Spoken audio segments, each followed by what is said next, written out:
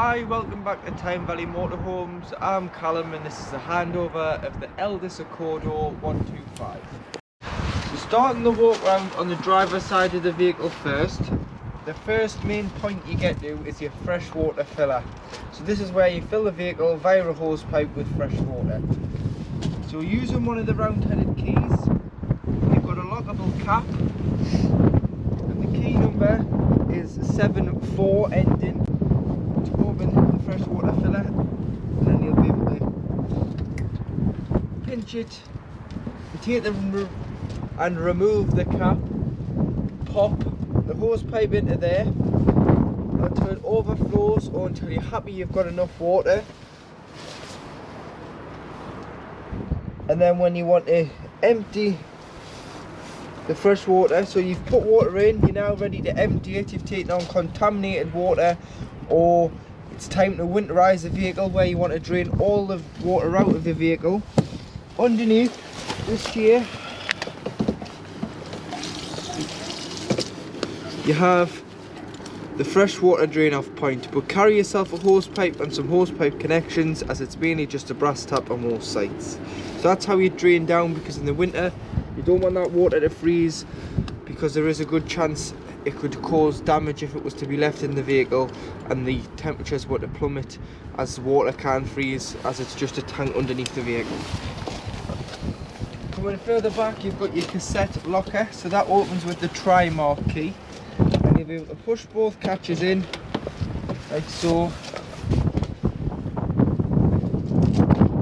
Lift the handle. You'll only be able to lift the handle if the mechanism for the blade is not engaged. I'll show you that inside, how to unengage the blade. Lift and slide it out. Got a handle so you can drag it to your waste disposal point, which is normally beside your toilet block. And then to empty, simply remove the cap, press the button at the back, tip the content of the cassette out.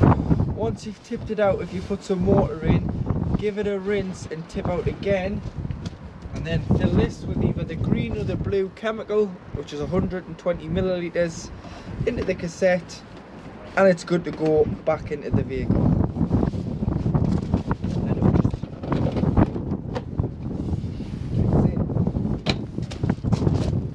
Underneath here you've got another tap. This is a grey water tap, so this is your waste, so this is whatever you've put down a plug hole goes into a separate holding tank. And again, on the way out of your site, you'll want to empty this, as you wouldn't want to be driving around with the added weight, because it'll use more fuel, and it obviously gives you a better payload if you don't carry wastewater around with you. So you just open that up and drop your wastewater out.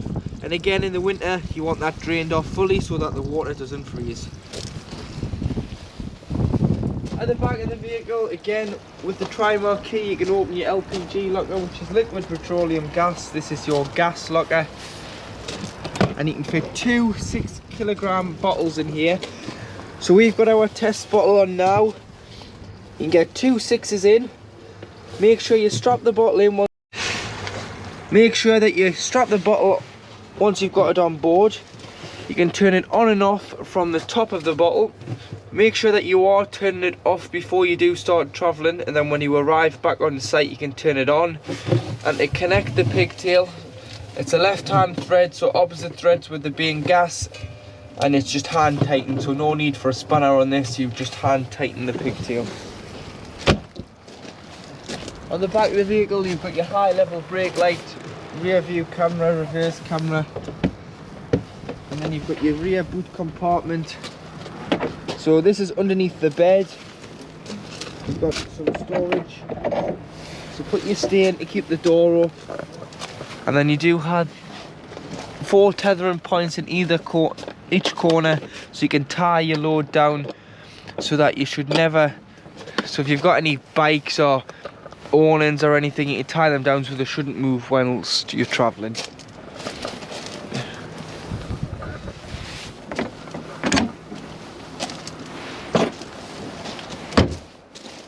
Onto the passenger side of the vehicle. So this is your battery locker.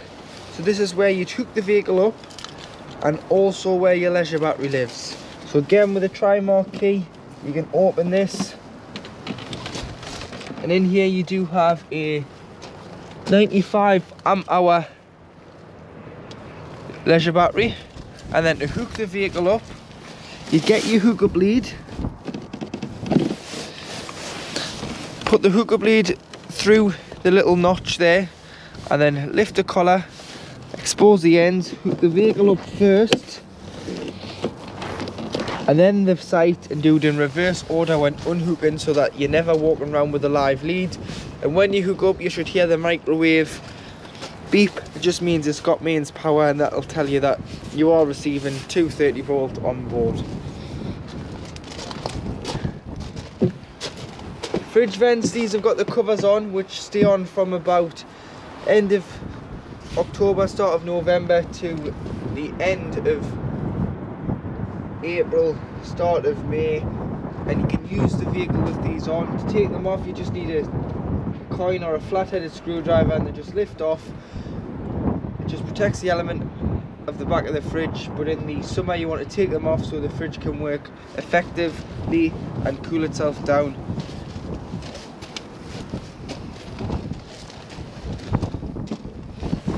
At the passenger door, you've got your diesel filler, which opens with the main ignition key, and then below you do have AdBlue, as it's a new style diesel engine. It takes AdBlue, so it's a 19 litre tank on the Boxer. It will come up between the temperature gauge and the fuel gauge when it needs AdBlue, and simply top it up. You can buy it at the pumps, it's slightly cheaper than buying it in the drums, or if you want to carry a drum underneath your bed in that garage space, you can, and top it up as soon as the light comes on. It's a 5,000 mile range on this, but at 4,000 miles you'll get the light. Top it up as soon as it comes on, because you wouldn't want the vehicle to go into limp mode. Tyre pressures are on this panel here on the side of the door, so 5 bar on the front, which is 72.3 psi, and 5.5 on the back, which is 79.5. Underneath the cab floor is the location of where your engine battery lives, so if you've ever got to change that or put a charger on, just lift that panel up and you'll be able to access the top of the battery. And underneath the cab seat you do have your toolkit, which is the passenger seat, jack and a brace and a tow knife. Bonnet release on the side of the passenger dashboard.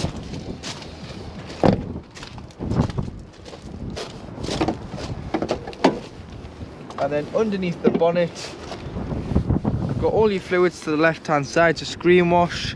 Then this cover lifts off and you can fill your power steering, your coolant, your brake fluid, your oil filler and oil dipstick, your paint code 210 for the Blanco white, an earthen point for giving or receiving a jump start, as the battery's underneath the cab floor, so you'd earth off here, and then just between the air filter and the back of the headlight, pop your key in this cover here and lift it up.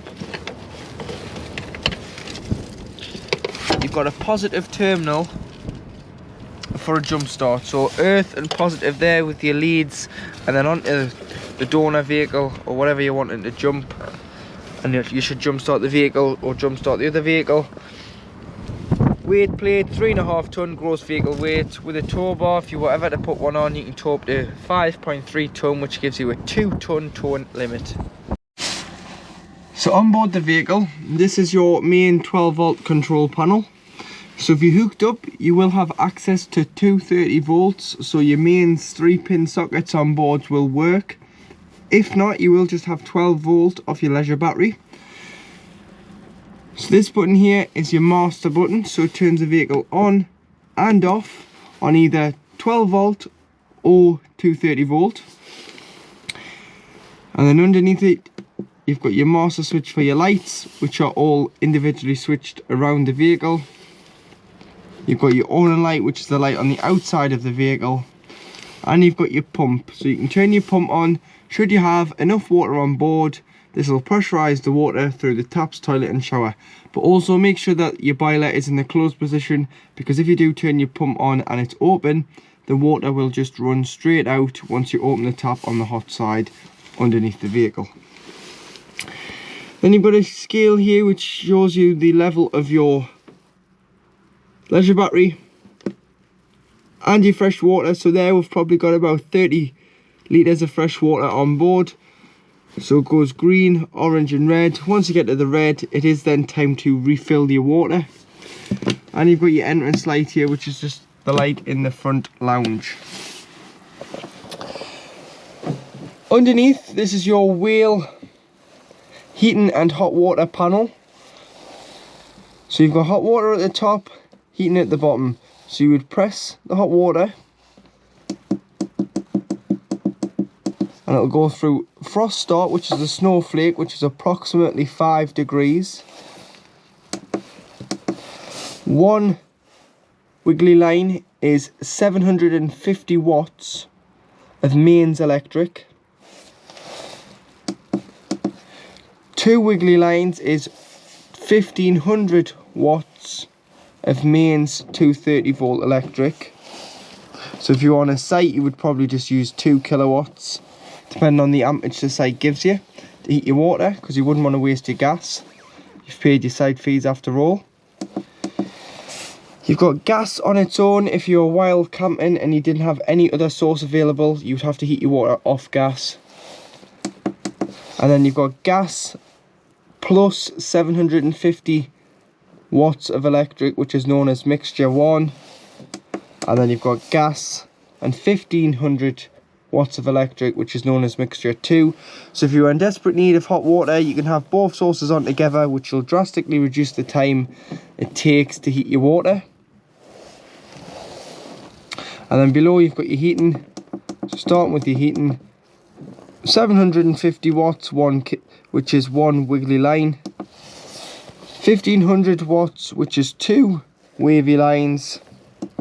3 kilowatts, which is 3 wiggly lines, which is all on mains power. So if you're on a site, you would use you'd probably use 2 kilowatts. On the bigger sites, you may be able to use 3 kilowatts, but just be careful that it doesn't trip the vehicle out or trip the site, as 3 kilowatts is quite a lot. And then you've got gas on its own, which you'd use when you were wild camping and didn't have any other source available apart from gas. You've got gas plus 1500 watts of electric, which is known as mixture 2, like I said before. So if you're in desperate need of heating, you'd have it on this source, more so in the winter, or if you're in a colder country, you can put both sources on together, which will reduce the time it takes to heat the vehicle. So that should heat the vehicle in about 10 minutes. And then you've got the plus and the minus. Right up here is 30 degrees, in the middle there is about 15. And then you can turn it all the way down to these two. So you've got frost start, which is 5 degrees, nighttime mode, which is approximately 15 degrees, and then you can adjust your temperature from the scale. Always turn this off like so by just pressing until it finishes. There's no symbols on this screen here. Wait until the fans fall silent before you turn this button off here, otherwise there is a chance you can just interrupt the cycle of the boiler and it'll fail, and you'll get an exclamation mark down the side here. So whatever's failed, you would press, say it was a heating, that you had the exclamation mark down here, press the heating and the plus button together, press and hold until that eliminated, and then you'll be able to select the heating and hot water system again. Now in the kitchen, so making sure that you've got your water pump turned on, you'll be able to use your tap and you'll get a pressurized flow of water through your tap. And obviously you can see the steam because this is on the hot side. We've had the hot water system on and your boiler's working lovely. And then you've got your pressurized on your cold as well. On the top of the hob you've got 3 gas burners using the ignition on the front of the duplex Fetford oven. You'll be able to light your hob like so. 3 gas rings. Once you've had them on, if you just allow them to cool down before you do put the glass lid down, otherwise there is a chance you could shatter the glass. And below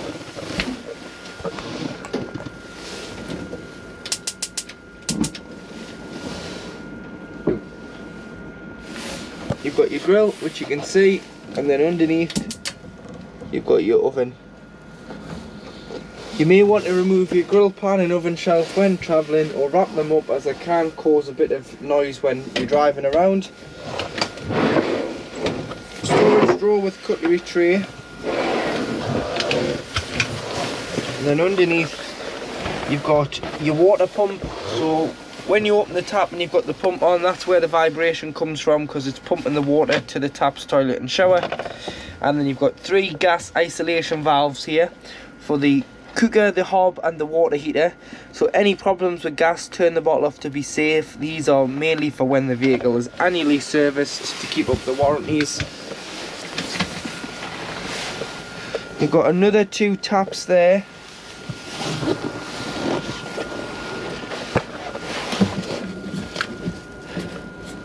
And then right at the back of here, you've got a yellow toggle, which is your winter drain down toggle, right in the back corner. It's very hard to see, but that's how you would drop the water out of your boiler. So just behind that blue pipe there's a yellow toggle, and it's facing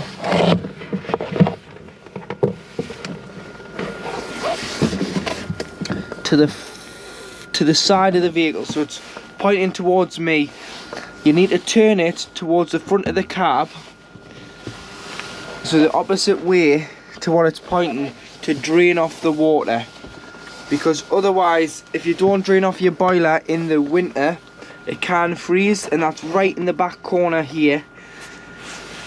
And you need to drain it off so that the water doesn't freeze and that you don't have a costly repair bill, because it isn't covered under warranty. And that's, like I say, right at the back. It's quite hard to see, but once you get your hand in, you'll know where it is and you'll be able to see it. It's quite an awkward place to put it, but you'll get the gist of draining the vehicle down.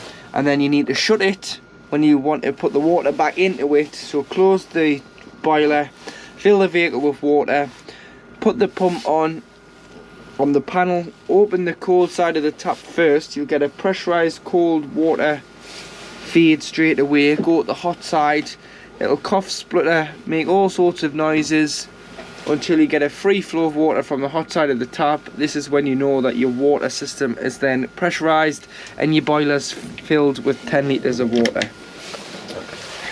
800 watt microwave, which is only on mains power, so you've got to be hooked up for that to work. And there's the isolation plug should you ever need to replace, remove or isolate the microwave. Plates and cup rack and some more storage in there. Push the catches in to lock, push them out to open the cupboard door, just a travel catch. And then to operate your Dometic fridge, so your Dometic fridge is 3-way. So this is the 3-way selector here on the left hand side. So you've got off at the top, turn it down, you've got mains power. So this will act like a mains fridge on 230 volt. That you could use that if you are pre-chilling it at home a few days before you're going away with the shopping in the night before. If you are on a site, you'd use mains power because you don't want to waste your gas. And then if you turn it down to the battery, it's not the leisure battery, so don't think you can just leave it on that and leave the vehicle standing. You can't. The battery setting is when the engine is running. It sends a feed from the alternator to the fridge and it makes it into a cool box, so it just keeps the temperature that it was previously set at. So if you, like I was saying, if you're moving from site to site, you'd use the battery when you travel, because obviously your shopping's been chilled, you've been on a site previously. Or if you've been pre-chilling it at home and you're now ready to move off and you've put your shopping in the night before and that's chilled for a long period of time, you can then put on the battery, and it, no matter if you're going half an hour down the road or you're going 7 hours up or longer, it should keep the fridge at the same temperature it was at when you departed. And then if you were going wild camping where you didn't have access to electric, the only way to keep the fridge on is gas. So you turn down to the gas, which is a picture of the gas flame. This is your temperature, so when pre-chilling you probably want it on full. When you put your shopping in, you might just want to turn it down. Turn that to full, push it in, and you've got a piezo ignition here. So and you want to wait for that orange band to start to go into the green. Once it's in the green, let go. That is the fridge lit on gas. As you can see there, it's the gas indicators means it's lit. And then one last thing with your fridge, when you're not using it, you need to take your shopping out, you need to give it a clean out, and you need to leave the door open, because if you don't, it's got a rubber seal on it. That air will get trapped and start to make your motorhome smell. So on the side of the light, if you push and slide out these two pins, you'll be able to rest the door up against it. And as you can see there, it's not shut because the door's wiggling. And it allows the air circulation in and out the fridge to stop the smells from forming.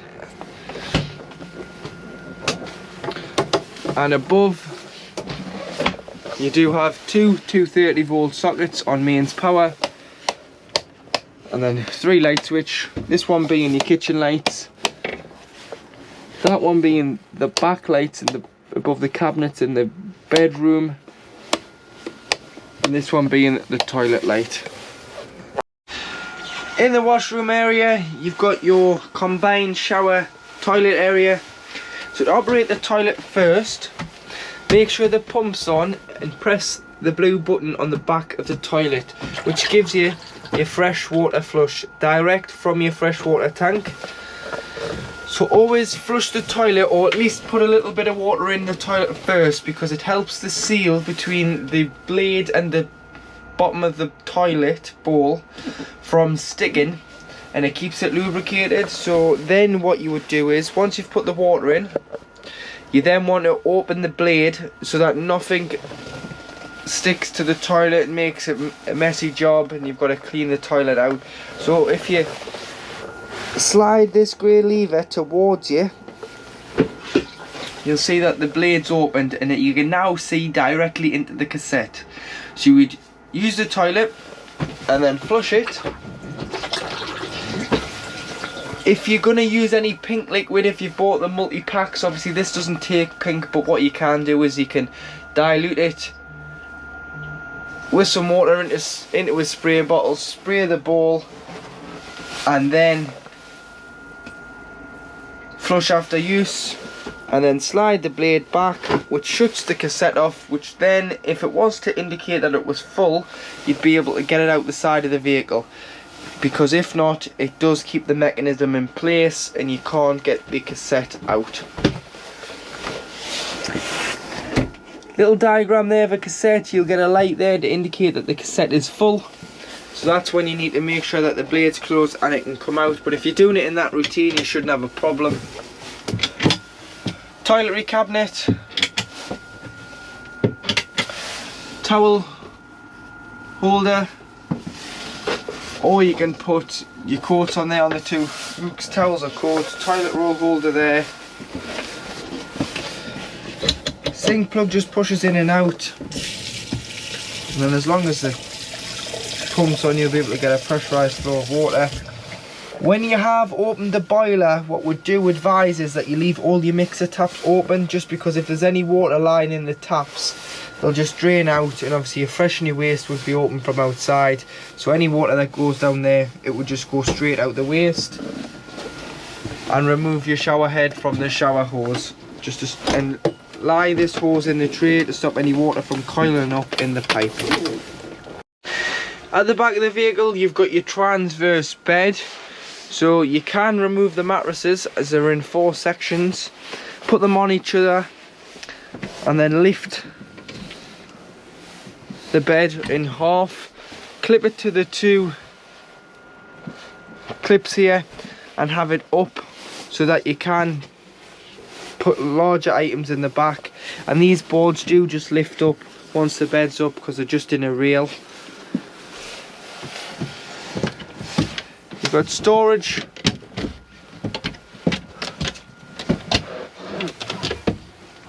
at the back, pressing the catches in to open the lockers, and then the reading light that's individually switched with a little switch on.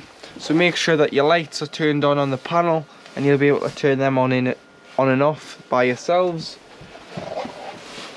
And then to open the skylight, pull down, slide along. It's the same for that one. this one, and then always make sure that they are shut securely. Just give it a tap to make sure that the skylight is locked before you do start traveling, because you wouldn't want the wind to rip a skylight off the roof, because they are very expensive. With a fly screen and a blackout blind. Same with the windows, fly screen and a blackout blind, and then open the window. It's very straightforward. 2 catches, and then you would just tighten the black knob there to keep the window out on the stair, loosen it, and the window will be able to come back in and be locked. But make sure that your skylights and your windows are securely fastened before you do start moving. Above your dinette in the locker is the location of your Teleco TV aerial. So you've got a booster on here, which you can boost the signal by either bringing it up or down. Should this picture be too strong or too weak, you'll get the perfect picture by using the amplifier. And then should you be really struggling for a signal, what you can do is you can loosen the nut off,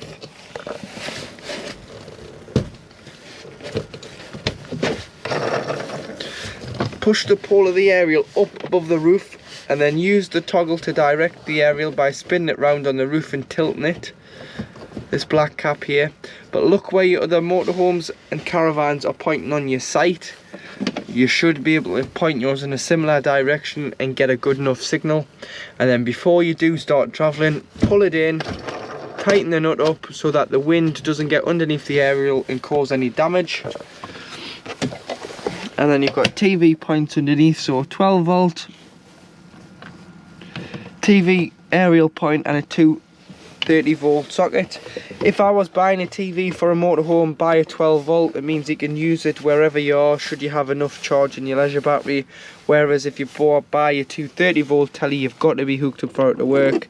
And then you can lift the pin and bring the bracket out and connect your TV to it. Always make sure it's strapped in so that the bracket's behind the pin, means it's not going to move anywhere when you start travelling. To make the third additional bed on the Accordo 135, what you need to do is spin your driver's seat and then push it as far into the cab as you can on the runners, so that you've got enough space to bring out the bed's support. Get your cushion, your infill cushion, and it's going to be a tight squeeze, so you need to squeeze it in here. So, and then what you need to do is there's another little cushion that just goes on there, and it just keeps it all level, because obviously the cab seat slopes back. And then you can put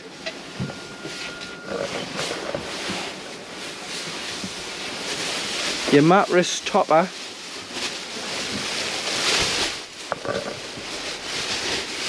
onto here to make your single bed. You can remove this cushion if you want to give a bit more length on the bed, but that's how you'd make your third additional single bed. Underneath the bed at the back is where the location of your trips are on mains electric. So if you trip the vehicle out, try here before you try your main site. So you've got all your trips, you've got all your 12 volt fuses, so do carry some spare blade fuses with you. You only need a variety of 5, 10s, 15s and 20 amp fuses, which you can get from your local car factors. And then you've got this little switch at the bottom. As it's fitted with a winter pack, you can turn that on and that'll put heat through your tanks underneath the vehicle. If it's going to potentially freeze overnight, just pop them on and then it'll stop the water from freezing in the tanks, which means you shouldn't have any frozen water when you wake up. Your water should then be able to pressurize through the pump and up to the tap.